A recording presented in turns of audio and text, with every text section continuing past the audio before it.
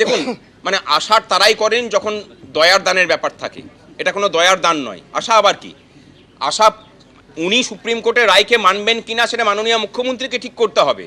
গতকালকে উনি সুপ্রিম কোর্টে নিজে গিয়েছিলেন প্লিড করতে। যে প্রতিষ্ঠানে আপনি গেলেন সেই প্রতিষ্ঠানটার মান মর্যাদা আপনি রাখবেন কিনা সেটা আপনি ঠিক করবেন। যদি আপনি ঠিক না করেন বাকিটা তো আমরা বুঝে নেব, এটুকু বলে দিলাম। আপনাদের অনেকেই সংশয় প্রকাশ করছেন যে আগেরবার যেভাবে রাজ্য সরকার দেয়নি এবারও যদি না দেয়, সেই ক্ষেত্রে মানে রাজ্য সরকারের কাছে কি না দেওয়ার কোনো পথ খোলা যাচ্ছে? আর যদি থাকে তাহলে আপনাদের কাছে কি পথ থাকবে? আমার মনে হয় এটা ফাইনাল ভার্ডিক্ট, তো এখানে আর না দেওয়ার কোনো জায়গা খোলা নেই, তাকে মানতেই হবে। আর আগের বার এটা অন্তর্বর্তী সময় ছিল, সুপ্রিম কোর্ট যেহেতু বলল যে অন্তর্বর্তী রায় মানেনি, আমরা মামলা শুনানি করে দিচ্ছি, এবং আপনারা দেখেছেন যে ধারাবাহিকভাবে শুনানি হয়ে সেই মামলার শুনানি শেষ হয়েছে। এবারে তো আর কোনো ব্যাপার নেই, এবারে ফাইনাল ভার্ডিক্ট যেহেতু এসেছে, এই রায় না মেনে এই সরকারের আর যাওয়ার কোনো রাস্তা নেই। আর আমরা বলে দিচ্ছি যে আর কোনো রাস্তা আমরা ছেড়েও রাখবো না। যেদিক দিয়ে এদিক দিয়ে পারাবার পথ উনি খুঁজবেন সেই সমস্ত রাস্তা আমরা বন্ধ করে রাখবো।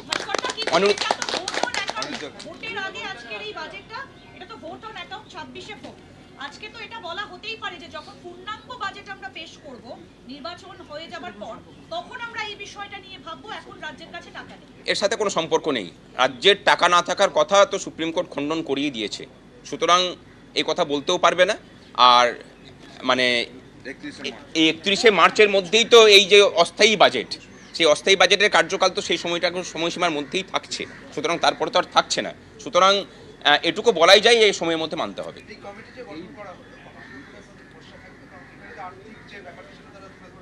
অবশ্যই সেখানে আমরাও রিপোর্ট পেশ করব বলে আমরা আশা করি যে কমিটি আমাদেরকেও সুযোগ দেবে যে আমাদের বক্তব্য পেশ করার।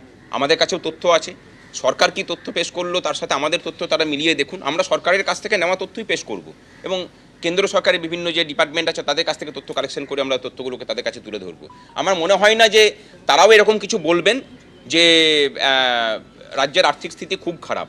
রাজ্যের আর্থিক স্থিতি যদি খুব খারাপ হতো তাহলে ক্লাবগুলোকে এত কিছু দেওয়া যেত না। যেখানে মানে এই যে দানগুলো হয়েছে সেই দানগুলো কিন্তু কোনোটাই, পরিষ্কার করে বলি, কোনো প্রোডাক্টিভ ইনভেস্টমেন্ট নয়। একটা রাজ্য সরকারের কাজ হচ্ছে প্রোডাক্টিভ ইনভেস্টমেন্ট করা, যেখান থেকে তার কিছু ফেরত আসে। আমরা জানি যে পরিকাঠামো ক্ষেত্রে 1 টাকা ব্যয় করলে সেটা 3 টাকা হয়ে ঘুরে আসে। যেভাবে পরিকাঠামোবিহীন ক্ষেত্রগুলোতে বা পরিকাঠামো পরিকল্পনা এবং পরিকাঠামো বহির্ভূত জায়গাগুলোতে যেভাবে বিনিয়োগ হয়েছে বিগত 14 বছর ধরে, রাজ্যের আর্থিক স্বাস্থ্য যদি বা কিছুটা খারাপ হয়ে থাকে তার দায় কিন্তু এই পরিকল্পনা বহির্ভূত কাজকর্ম। আমাদের অনিরুদ্ধদা আছে, অনিরুদ্ধদা বলবেন। অনিরুদ্ধদা এখানে চলে আসুন, আমি উঠে যাচ্ছি।